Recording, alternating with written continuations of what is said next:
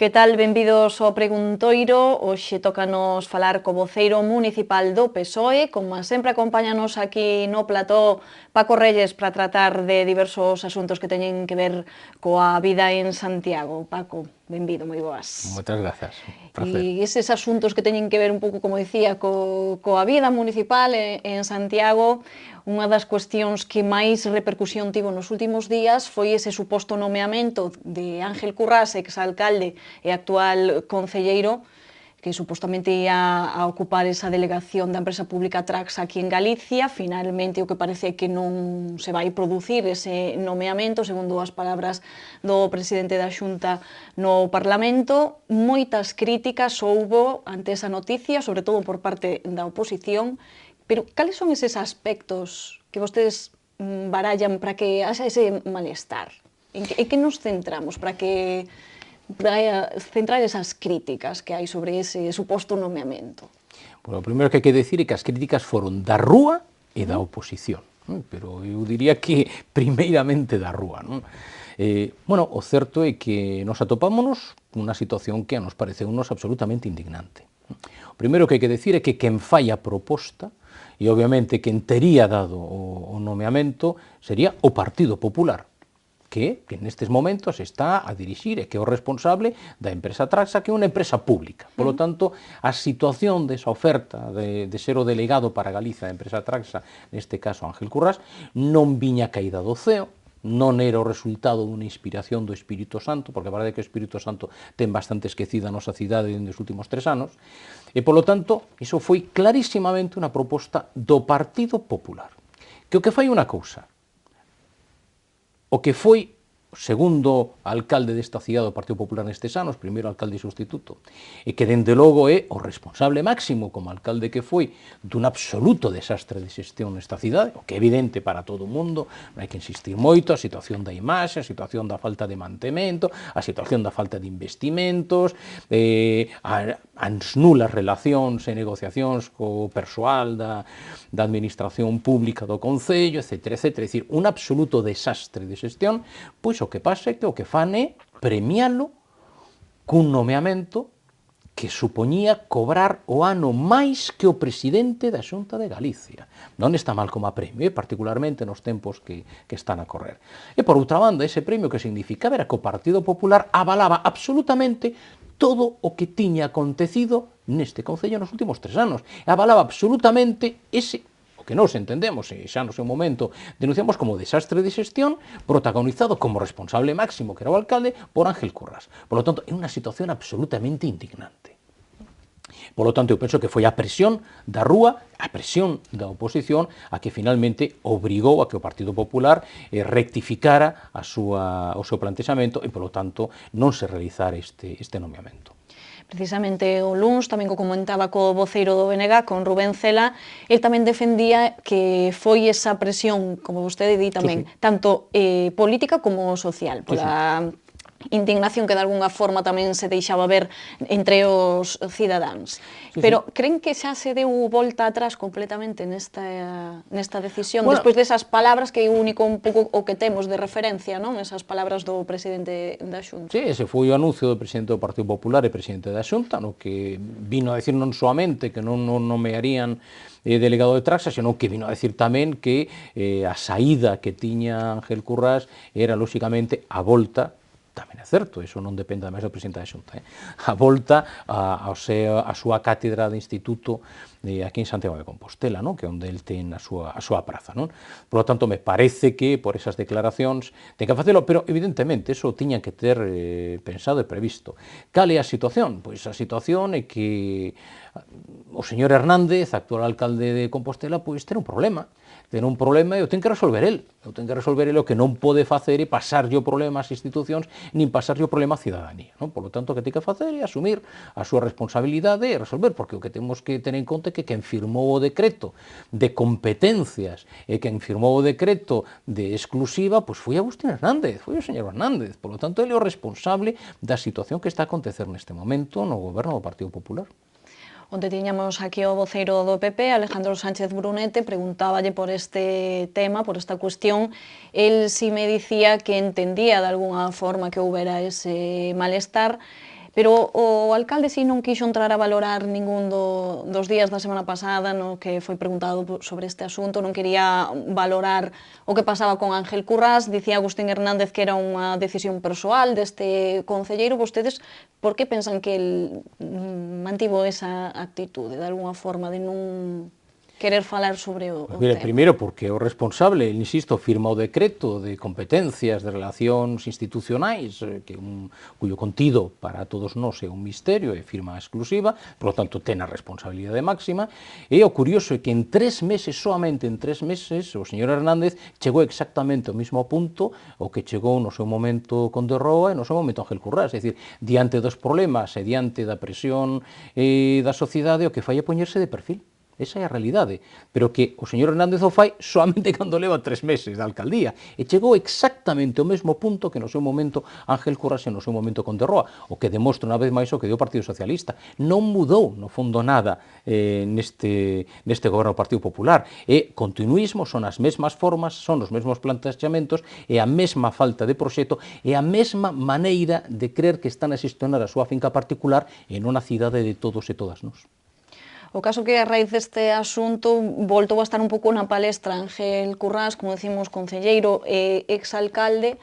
Non sei agora o que vai a pasar con el. Vostedes pensan que el presentará en algún momento a renuncia a esa acta de concelleiro ou continuará formando parte do goberno local? Insisto, este é un problema do señor Hernández, actual alcalde de Santiago de Compostela, que o que ten que facer é resolvelo e non traspasar o problema nin na institución nin na cidadanía. Por lo tanto, el ten que resolver este problema porque é a situación que el ten en boa medida plantexada e creada cando firmou o decreto. Pois imos deixar o tema de Ángel Currás, imos ir con outros asuntos. De feito, Agustín Hernández, o alcalde, presentaba a semana pasada a proposta que van facer con ese remanente positivo co que conta o Concello de 5,2 millóns de euros. Explicaba xunto co concelleiro de Facenda que, por un lado, se van investir 1,2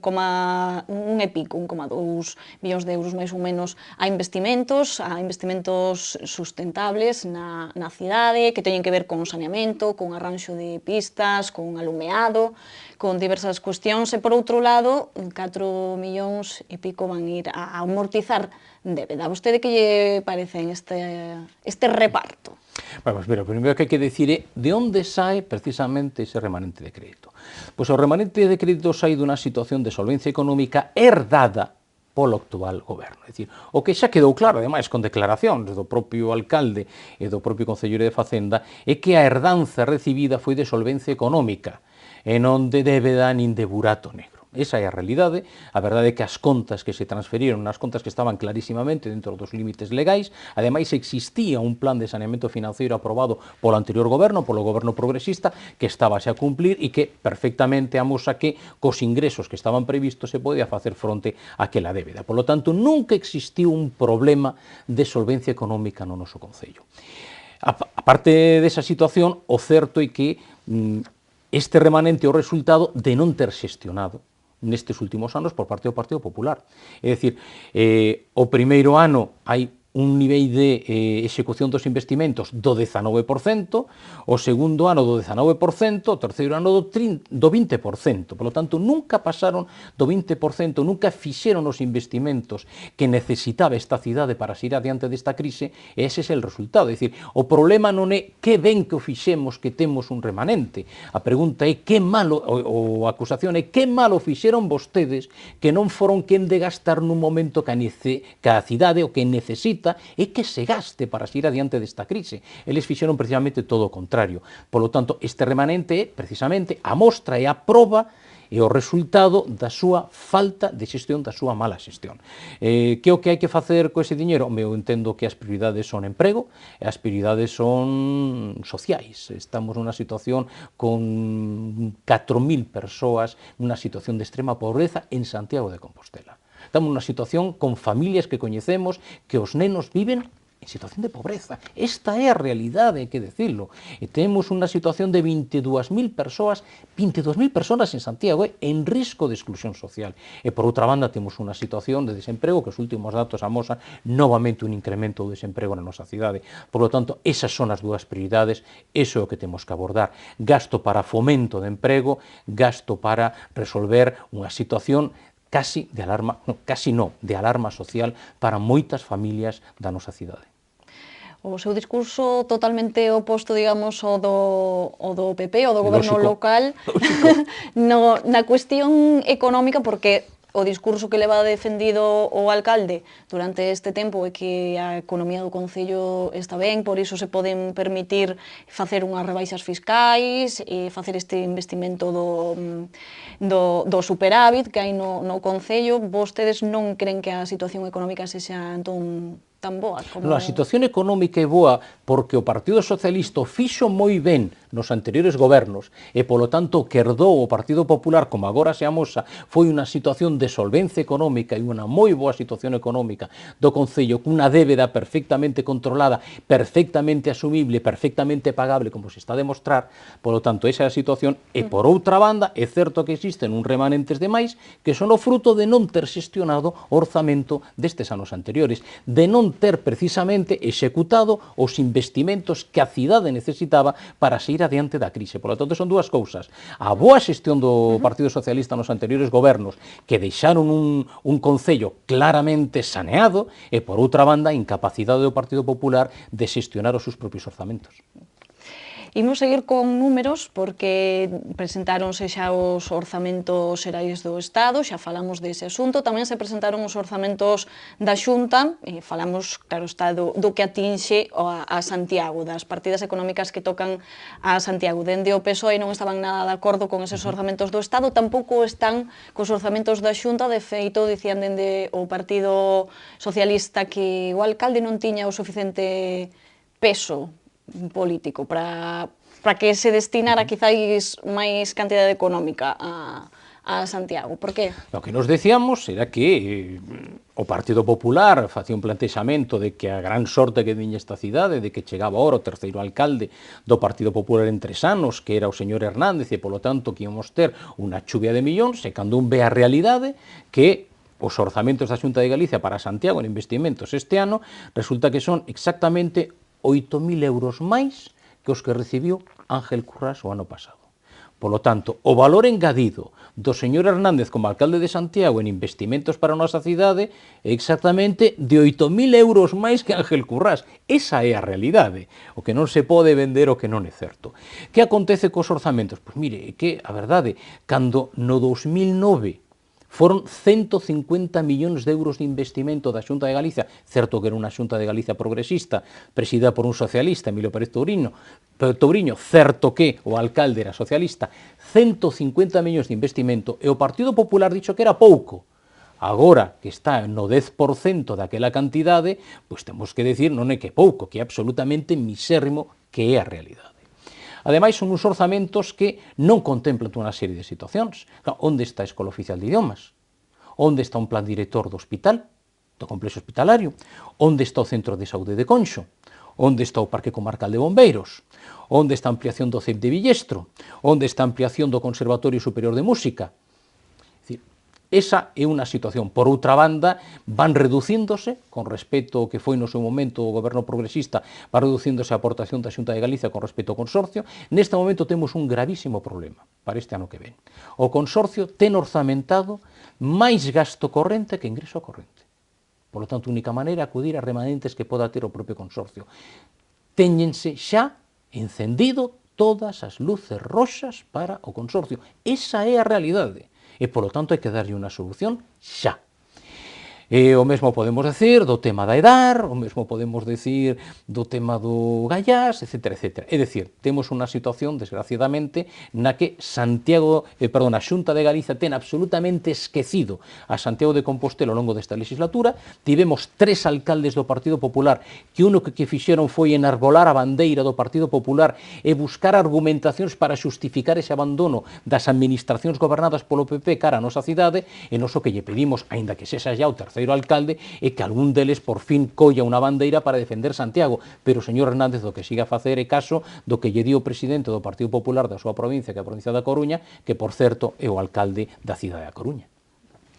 Imos deixar o que os números, os temas económicos, vou ir a outro asunto porque estivemos falando con un grupo de veciños que decidiron no barrio de Galeras facer unha plataforma pois para defender certos asuntos que creen non se están xestionando como debería ser.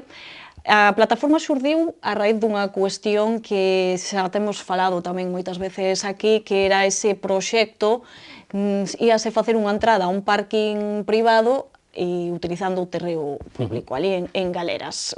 Entón, fixeron esta plataforma. Logo tamén teñen outras cuestións que están metendo no colectivo, pero a partir deste caso, vostedes tamén pedían, dende o Grupo Socialista, pedíanlle ao alcalde que denunciara definitivamente ese convenio, porque sabemos que o alcalde sí parou esa actuación, pero estaba a expensas de que a concesionaria presentara outra proposta, a ver que se podía facer nesa zona. Vostedes queren tallantemente que se renuncie, non, a ese proxecto, que se denuncie ese convenio. Mire, os veciños teñen toda a razón, pero tamén hai que decir que os primeiros en denunciar as irregularidades dese convenio foi o Grupo Municipal do Partido Socialista. Concretamente, o meu compañeiro Bernardino Rama foi o primeiro en facer esa denuncia pública. Cal é a situación? Pois a situación a describiu vostede perfectamente. O certo é que o que se pretende facer unha entrada a un parking privado, aínda que sexa de uso público, pero un parking privado, empregando un terreo público e ademais verde. Ademais en zoa azul. E ademais é que o que pretenden facer, que é a construción da rampla, é que non está contemplado no plan xeral, no pexón. E, polo tanto, esa é a gran irregularidade do convenio. É que non se pode cumprir o convenio, porque se se cumpre o convenio, o que se está a incumprir o plan xeral, e iso non se pode facer, o plan xeral é lei no tema urbanístico aquí na cidade. Polo tanto, nos o que lle preguntamos ao alcalde foi claramente, vostede denunciou o convenio, sí ou non? Porque non quedou moi claro nalgúnas das súas intervencións. A resposta por escrito foi que non, e polo tanto, nos o que lle exiximos non que suspenda a aplicación do convenio, a execución do convenio non, e que o que ten que facer é denunciar o convenio sinxelamente, porque nos entendemos que o convenio é irregular, por certo. Existen informes de técnicos do Concello firmando que efectivamente ese convenio é irregular, concretamente nunha das cláusulas que é a segunda, porque está a incumprir o plan xeral. E nos o que lle advertimos foi que o denuncian o convenio o poden ter un serio problema, porque claro, primeiro xa é un problema ter firmado un convenio que incumpre o plan xeral, pero ademais mantelo e ter a intención de tirarlo adiante, pois eso pode ter responsabilidades. Non sei se hai un prazo, se estaba establecido un prazo para que se pudera xa tomar unha decisión concreta sobre ese asunto. Ou vostedes deron un prazo ou tamén Mire, o alcalde? cando a cláusula segunda do convenio, evidentemente, ademais, cun informe, insisto, dun técnico independente, un empregado público do Concello, deixa moi claro que esa cláusula está a incumprir o plan xeral, é que hai que denunciar o convenio automáticamente porque o convenio é irregular. É así de claro. É que non hai prazos, é que o tiña que ter feito xa. E, polo tanto, insisto, está asumindo unha responsabilidade. Pois estaremos á espera a ver que pasa finalmente con ese proxecto en Galeras. Como decíamos, hai esa plataforma formada que tamén teñen outros asuntos que tratar. Non sei se vostedes en algún momento pensan tamén falar coa plataforma e facer algo. Xa temos falado con eles en varias ocasións. Conxuntamente. Xa temos falado con eles. Si coñecemos, dende logo, o plantexamento que le fan, e dende logo, insisto, teñen toda a razón, nos xa o denunciamos no seu momento, e ademais cae de base, porque a base, insisto, é que o convenio incumpre o propio plan xeral, insisto, de un técnico do propio Concello, e por outra banda coñecemos tamén outros plantexamentos, por exemplo, con respecto ao antigo edificio de Fenós e demais. Eu penso que calquera cousa que se faga na cidade ten que pasar pola conversa, ten que pasar polo análisis, ten que pasar polo consenso cos veciños e as veciñas, que en definitiva somos os que vivimos na cidade, somos os que imos facer as cousas, somos os que imos disfrutar as cousas, ou somos os que imos padecer os inconvenientes do que se poda tirar adiante. Polo tanto, é imprescindible falar cos veciños.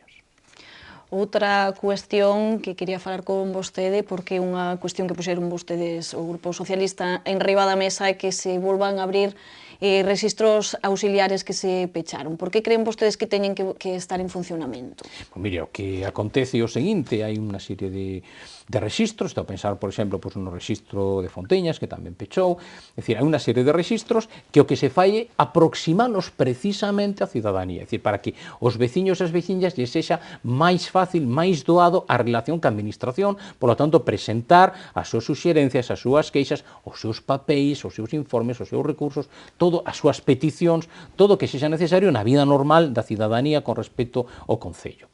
E, polo tanto, o que fan é pechalos simplemente porque din que non teñen persoal suficiente. Pero claro, non teñen persoal suficiente, mentres tanto, siguen a nomear digitalmente, como fixo durante todos estes 3 anos o Partido Popular, postos directivos e postos de libre designación. O Partido Popular quere facer un cambio absoluto nos empregados do Concello, quere mudar o que son os principios constitucionais de publicidade, mérito e capacidade polo principio de designación digital.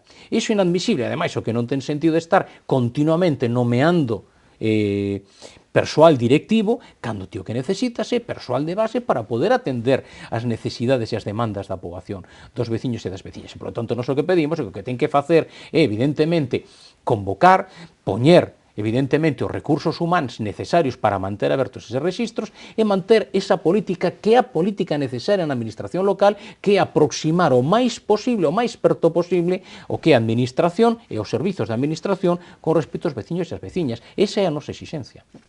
Antes de rematar, que xa nos queda moi pouquiño tempo, non podo despedilos en falar xa desa presentación oficial que fixo vostede como candidato ás primarias. Preséntase vostede ás primarias que se van celebrar dentro do PSOE Compostelán, de aí sairá o candidato á alcaldía de Santiago por parte do seu partido.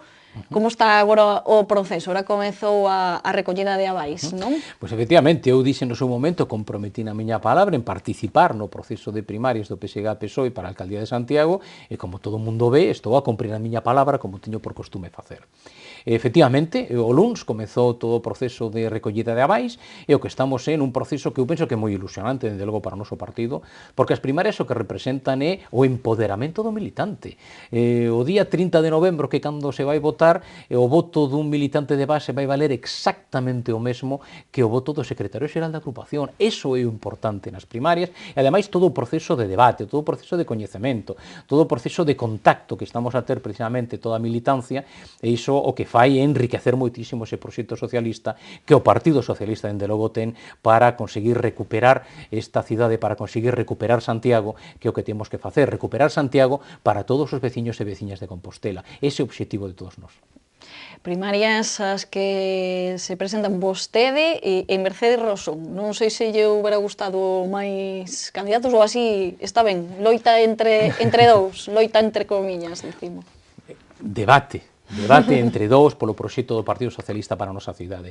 Pois a verdade é que se houbera máis compañeiros ou compañeras que tiveran dado paso adiante, pois máis rico sería aínda o proceso de primarias, non? Polo tanto, máis matices teríamos encima, máis debate, máis participación, pero bueno, no remate foron 2 persoas. Tamén hai que decir que con os 2 compañeiros que dimos o paso, a miña compañera Mercedes Rosón e máis eu, que dimos o paso, o Partido Socialista de Compostela está a cumprir a primeira promesa que lle fixo a cidadanía en Santiago, que o candidato ou candidata á alcaldía de Santiago saería dunas primarias. Nos demos o paso e o Partido Socialista está a cumprir esa primeira promesa, como cumprirá as outras, non por certo que fai o Partido Popular. Pois seguiremos ese proceso de primarias no PSOE Compostelán. Paco, moitísimas grazas, como sempre, por acompañarnos aquí. Pois moitas grazas a vos, de verdade, un placer. E nos voltamos mañá con máis entrevistas aquí no Preguntoiro. Graciñas por atendernos.